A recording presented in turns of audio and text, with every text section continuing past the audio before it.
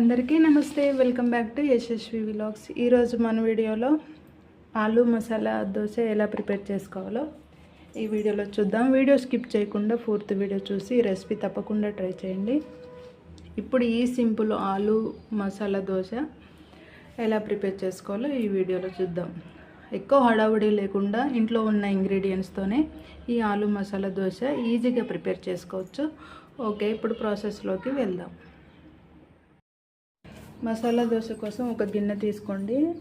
ఒక గిన్నె తీసుకున్న తర్వాత అందులో ఈ టీ గ్లాస్తోని ఒక గ్లాసు పొట్టు మినపప్పు తీసుకోవాలి. ఒక గ్లాసు పొట్టు మినపప్పుకి 2 గ్లాసుల రేషన్ రైస్ అయినా పర్లేదు, మనం ఇంట్లో యూజ్ చేసే రైస్ అయినా పర్లేదు. 2 గ్లాసు రైస్ తీసుకోండి. మళ్ళీ చెప్తున్నాను, ఒక గ్లాసు పొట్టు మినపప్పుకి 2 గ్లాసు రైస్ తీసుకోండి. మనం కొలతలతోని మినపప్పు అండ్ రైస్ తీసుకున్న తర్వాత వాటర్ నిండుగా వేసుకొని ఇందులో డస్ట్ అనేది లేకుండా శుభ్రంగా వాటర్లో 2 టైమ్స్ వాటర్తో క్లీన్ చేయాలి. ఇలా క్లీన్ చేసుకున్న వాటర్ని పూర్తి వాటర్ని తీసేసుకోవాలి. అదేవిధంగా మరోసారి వాటర్ వేసుకొని శుభ్రంగా క్లీన్ చేసుకోండి. 2 టైమ్స్ వాటర్తో క్లీన్ చేసిన తర్వాత ఇందులో 2 స్పూన్ల శనగపప్పు వేసుకోండి. ఈ 2 స్పూన్ల శనగపప్పు వేసుకున్న తర్వాత మళ్ళీ ఒకసారి వాటర్ వేసుకొని మళ్ళీ ఒకసారి క్లీన్ చేసుకోండి. వాటర్తో క్లీన్ చేసుకున్న తర్వాత ఇప్పుడు నిండుగా వాటర్ వేసుకొని ఒక 7 to 8 అవర్స్ వరకు 6 to 8 అవర్స్ వరకు ఇలానే పక్కన పెట్టుకోండి. మనకు పప్పు అనేది మంచిగా నానాలి. పప్పు రైస్ అనేది మనకు ఈ రైసు మంచిగా వాటర్లో నానడం వల్ల మనకు ఆటోమేటిక్గా మినప్పప్పు పొట్టు అనేది సపరేట్ అవుతుంది. ఓకే, ఈ విధంగా కొలతలతోనే మీరు చేసుకున్న తర్వాత మళ్ళీ నిండుగా వాటర్ వేసుకొని ఒక 6 to 8 అవర్స్ వరకు పక్కన పెట్టుకోండి. 6 అవర్స్ తర్వాత ఒక 6 గంటల తర్వాత చూస్తే మనకు పప్పు బియ్యం ఈ విధంగా మంచిగా నాని చూడండి, మనం వేసుకున్న వాటర్ మొత్తానికి సరిపోయింది. ఈ విధంగా మనకు పప్పు బియ్యం మంచిగా నానాయి. ఇప్పుడు మనం వాటర్తోని శుభ్రంగా క్లీన్ చేసుకొని ఈ మినప్పప్పు పొట్టు అనేది క్లియర్ చేసుకోవాలి. 4-5 టైమ్స్ వాటర్ వేసుకొని ఈ విధంగా పొట్టు అనేది లేకుండా శుభ్రంగా వాటర్తో క్లీన్ చేసుకొని పక్కన పెట్టుకోండి. ఆ తర్వాత మీడియం సైజు మిక్సీ జార్ తీసుకోండి. ఈ జారులో మనం క్లీన్ చేసి పెట్టుకున్న పప్పు బియ్యాన్ని కొంచెం కొంచెంగా వేసుకొని మెత్తగా గ్రైండ్ చేసుకోవాలి. ఈ విధంగా కొంచెం కొంచెంగా వేసుకొని గ్రైండ్ చేసుకుంటే మనకు పిండి రెడీ అవుతుంది. ఇప్పుడు పప్పు బియ్యాన్ని వేసుకున్న తర్వాత మూత వేసుకొని ఇప్పుడు మెత్తగా గ్రైండ్ చేసుకోవాలి. 1-2 రౌండ్స్ గ్రైండ్ చేసుకున్న తర్వాత ఇప్పుడు కొంచెం వాటర్ వేసుకొని మళ్ళీ గ్రైండ్ చేసేసుకోండి. మెత్తగా గ్రైండ్ చేసేసుకోండి. గ్రైండ్ చేసుకున్న ఈ దోశ పిండిని బౌల్లోకి వేసేసుకోండి. మీరు బౌల్లోకి వేసేసుకున్న తర్వాత మిగతా పప్పును కూడా మిక్సీ జార్లోకి వేసుకొని ఇదే విధంగా మెత్తగా గ్రైండ్ చేసుకోవాలి. మిగతా పప్పును కూడా మిక్సీ జార్లోకి వేసేసుకుందాం. వాటర్తో సహా మొత్తాన్ని వేసేసుకోండి.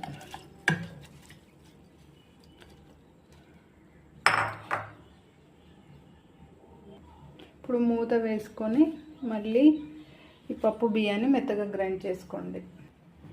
గ్రైండ్ చేసుకున్న తర్వాత బౌల్లోకి వేసేసుకోండి. గ్రైండ్ చేసుకుని బౌల్లోకి వేసి పెట్టుకున్న ఈ పిండి మీద మీరు మూత వేసేసుకొని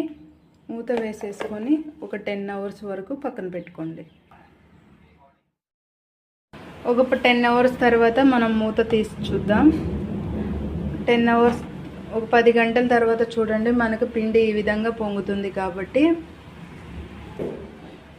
10 అవర్స్ తర్వాత మనకు పిండి ఈ విధంగా మంచిగా పొంగుతుంది. పిండి అనేది ఇలా పొంగుతూనే టేస్ట్ ఉండిద్ది కాబట్టి ఇప్పుడు ఇందులో మనం 1/2 టీ స్పూన్ వరకు సాల్ట్ వేసుకుందాం. సాల్ట్ వేసేసుకోండి. సాల్ట్ వేసుకున్న తర్వాత ఒకసారి అంతా కలిసేలా గరిటెతోని కలుపుకోవాలి మొత్తాన్ని. ఈ విధంగా పొంగిన పిండిని అంతా లోపలికి అనుకుంటూ పిండి మొత్తాన్ని మంచిగా దోశ వేసుకునే విధంగా మనం పిండిని బాగా కలిపేసుకోవాలి. ఈ విధంగా పిండిని కలుపుకోండి. పిండి అంతా కలిసేలా ఒకసారి ఈ విధంగా కలుపుకున్న తర్వాత మళ్ళీ మూత వేసేసుకొని పక్కన పెట్టుకోండి. ఆ తర్వాత మీడియం సైజు ఆలుని ఇలా మధ్యలుగా కట్ చేసుకొని కుక్కర్లో వేసుకొని ఒక 4-5 విజిల్స్ వచ్చేంత వరకు మెత్తగా ఉడికించుకున్న తర్వాత మొత్తం ఆలు ముక్కలకి పొట్టు తీసేయండి. పొట్టు తీసేసిన తర్వాత ఈ ఆలుని ఈ విధంగా మరీ మెత్తగా కాకుండా కొంచెం లైట్గా మెదుపుకోవాలి. మనకు దోశలోకి ఆలు మసాలా ప్రిపేర్ చేసుకోవడం కోసం ఆలుని ఈ విధంగా ఉడికించుకొని ఈ ఆలుని మెత్తగా మెదుపుకోండి. ఇదే విధంగా అన్ని ముక్కలను ఈ విధంగా చేసుకోవాలి. ఆలు ముక్కల్ని ఈ విధంగా మొత్తాన్ని మెత్తగా చేసుకొని బౌల్లోకి వేసుకొని పక్కన పెట్టుకోండి. ఆలు మసాలా ప్రిపేర్ చేయడానికి ఒక పచ్చిమిర్చి, ఒకటి పెద్దది ఆనియన్ లేదా 2 మీడియం సైజ్ ఆనియన్, ఒక టమాటో, కొంచెం కొత్తిమీర ఈ విధంగా చిన్న చిన్న ముక్కలుగా కట్ చేసుకొని ఒక దీంట్లోకి వేసేసుకొని గిన్నెలోకి వేసేసుకొని పక్కన పెట్టుకోండి. ఆ తర్వాత స్టవ్ ఆన్ చేసి 2 టేబుల్ స్పూన్ల ఆయిల్ వేసుకోండి. మనకు ఆయిల్ వేడైన తర్వాత పోపు గింజలు వేసుకోవాలి.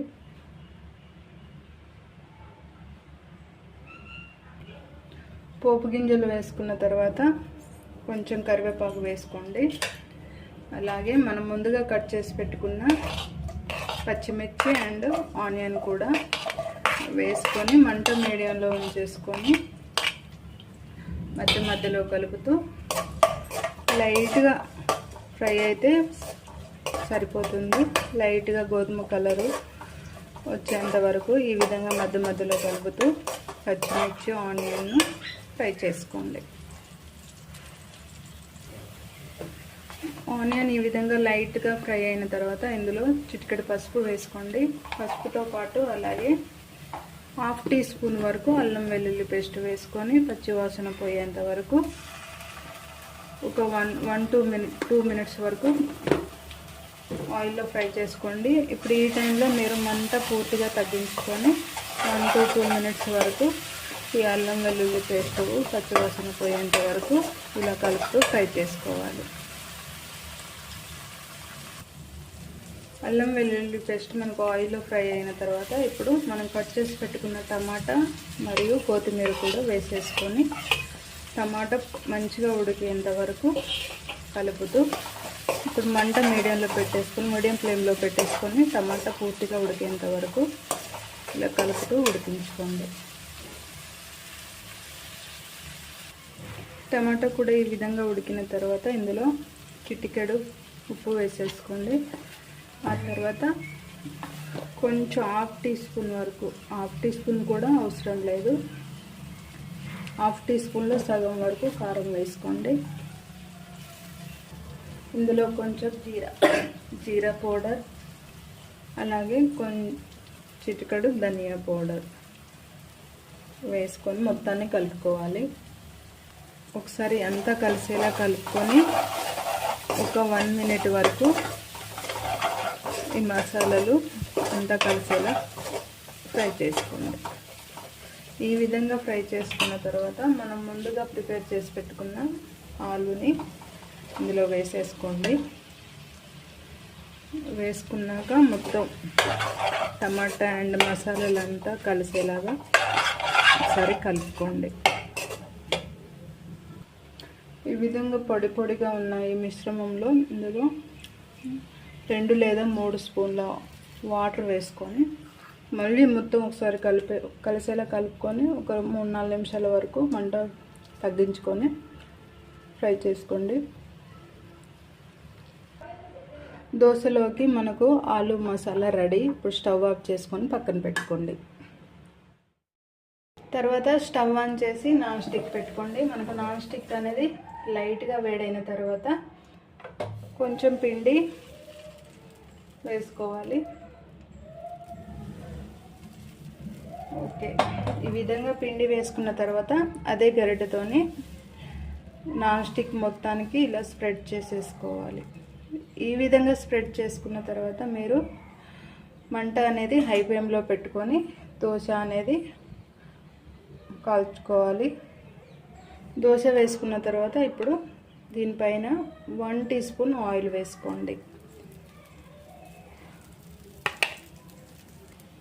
దోశ అనేది మనకి ఈ విధంగా మంచిగా ఎరుపు రంగు వచ్చేంత వరకు ఫ్రై అయ్యాక ఇందులో మనం ముందుగా ప్రిపేర్ చేసి పెట్టుకున్న ఆలు మసాలా మిశ్రమాన్ని వేసేసుకోవాలి.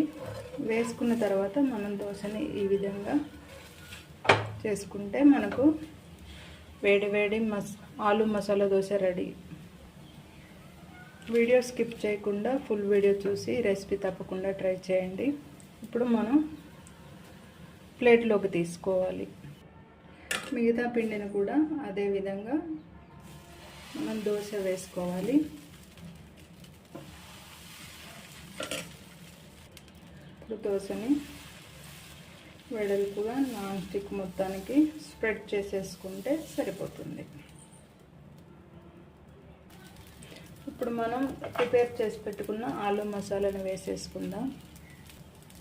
వేసుకున్న ఒక 2 మినిట్స్ తర్వాత మనం ఈ విధంగా రౌండ్ చేసుకుంటే ఇప్పుడు ప్లేట్లోకి వేసేసుకోండి. వేడివేడిగా ఆలు మసాలా దోశ అండ్ చట్నీ మనకు రెడీ. ఈ రెసిపీ ఫుల్ వీడియో చూసి మీరు తప్పకుండా ట్రై చేయండి. టేస్ట్ ఎలా ఉందో కామెంట్ చేయండి, లైక్ అండ్ షేర్ చేయండి, మన ఛానల్ను సబ్స్క్రైబ్ చేసుకోండి. Thank you all.